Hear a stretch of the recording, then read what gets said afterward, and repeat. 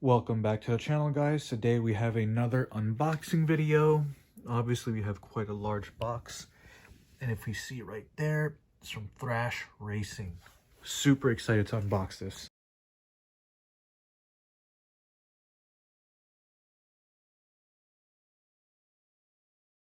Alright guys, so here's the seat.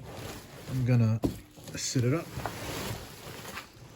but looks like this. So I got the red one. One thing I was planning to keep style-wise to go on with that E36 was to include red seats. My first drift car was a 350Z and it had fake brides in them, but there's this nice detail, Garage Thrash with a little turbo. Thrash Racing up here. You got the little hedgehog, which is super cool. I am now one step closer to being a JDM hot boy. And then down here, you can also see that this is FIA rated, which is super awesome.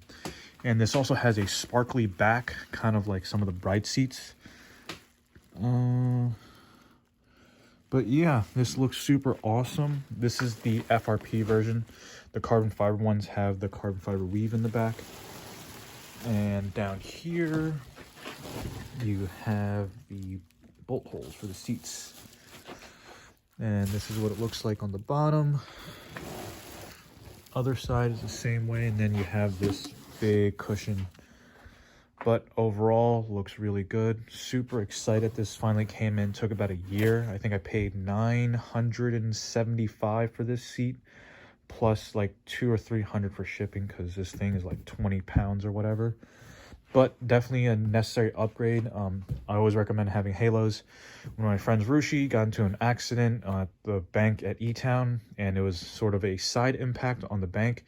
And in his GoPro footage, you could see that his halo seats saved him from having some lateral neck damage or injuries. So super important. Always go for safety. Fortunately, safety is always going to be expensive, but it's your life. It's worth it.